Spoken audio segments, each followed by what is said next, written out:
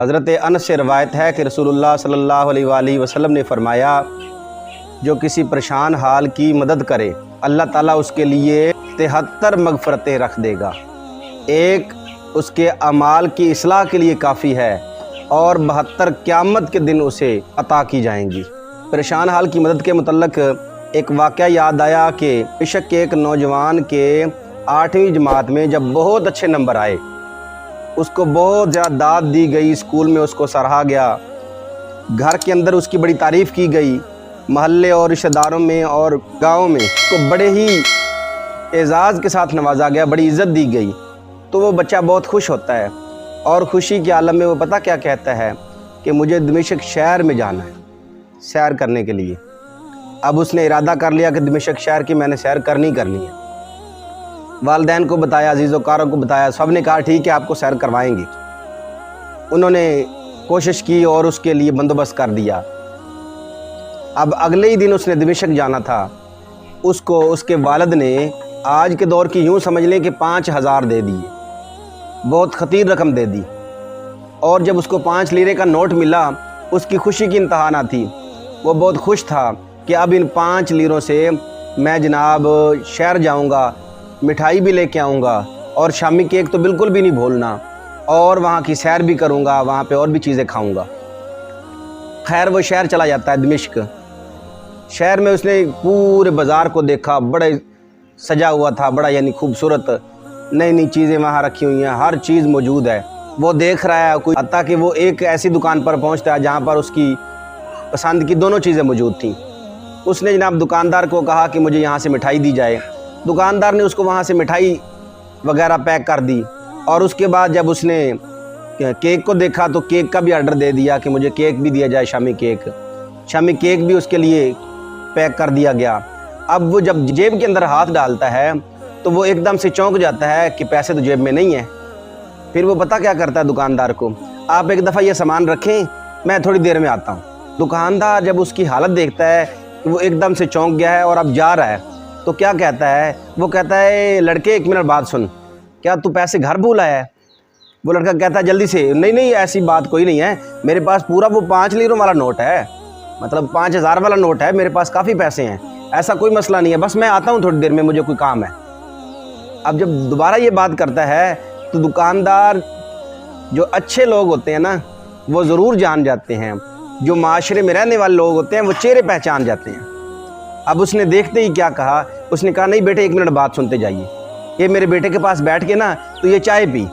اب اس کو چائے کا کپ پکڑا دیتا ہے، وہ چائے پینا شروع کر دیتا ہے، میں ابھی آیا بیٹا ایک منٹ، اور وہ جلدی سے کیا کرتا ہے، اس کا سامان وغیرہ پیک کر کے اس کے ہاتھ میں تھما دیتا ہے، اور کیا کہتا ہے کہ یہ جی سامان آپ کا، آپ لے کے جائیں۔ وہ کہتا ہے نہیں جی میں تو نہیں لے کے جاؤں گا۔ اس نے کہا نہیں یہ سامان آپ لے جائیں، پیسے میرے آ جائیں گے، پیسوں کا مسئلہ نہیں ہے، مجھے یقین ہے کہ تو دمشق بھی آئے گا اور میرے پیسے بھی مجھے دے کے جائے گا۔ وہ جلدی سے بولتا نہیں مجھے کوئی پتہ نہیں، میں کتنی دیر بعد دمشق آتا ہوں، میں تو جلدی نہیں آ سکتا، میں تو جلدی نہیں آؤں گا۔ اب اس پر جناب دکاندار پھر سے کہتا ہے بھائی میرے پیسے مرنے نہیں والے، مجھے یقین ہے میرے پیسے آ جائیں گے، اور بے فکر ہو کہ تو شہر بھی آئے گا، یہ بھی مجھے یقین ہے، تو اب یہ چیز لے کے جائے گا، مجھے یقین ہے نا، آپ اس میں پریشان نہ ہو۔ وہ حیران ہو جاتا ہے کہ یار یہ کیسا تاجر ہے، یہ مجھے کہہ رہا ہے کہ مجھے یقین ہے میرے پیسے آ جائیں گے، حالانکہ میں نے تو شہر میں پہلے بڑی دیر کے بعد چکر لگایا ہے، تو پتہ نہیں بعد میں کتنی دیر کے بعد چکر لگتا ہے۔ خیر وہ خاموش ہی رہتا ہے۔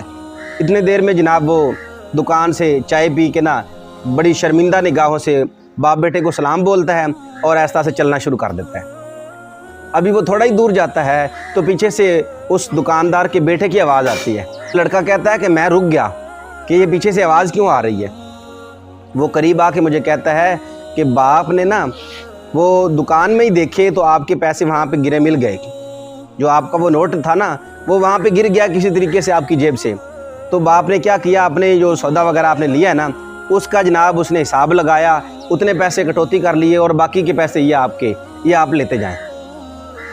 اب وہ پیسے پکڑ کے بڑا حیران ہوتا ہے اور کہتا ہے یار دیکھو کتنے اچھے لوگ موجود ہیں۔ اچھا خیر اس نے جناب یہ پیسے پکڑے اور شکریہ ادا کرتے ہوئے بڑے ہی جوش اور جذبے کے ساتھ چلنا شروع کر دیا۔ پہلے وہی لڑکا سوچتے جا رہا تھا کہ اب میں کیا کروں گا، اب تو چلو سامان تو آ گیا جیسے تیسے ادھار سدھار، لیکن اب کیا کروں گا کہ کرایہ بھی میرے پاس تو نہیں ہے۔ اب وہ پریشانی اس کی ختم ہو چکی ہے، کیونکہ اب اس کے پاس پیسے آ چکے ہیں۔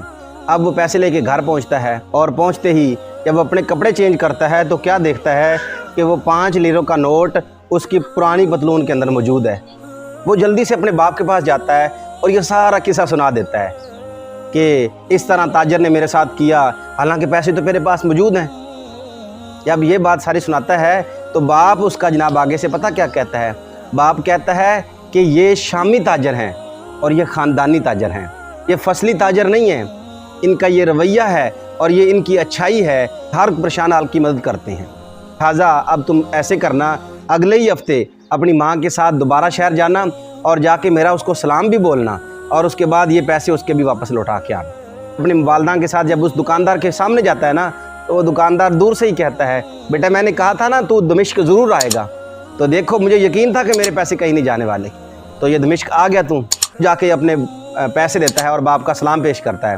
تو وہ کہتا ہے جاتے ہوئے اپنے باپ کے لیے یہ میری طرف سے تحفہ لیتے جانا۔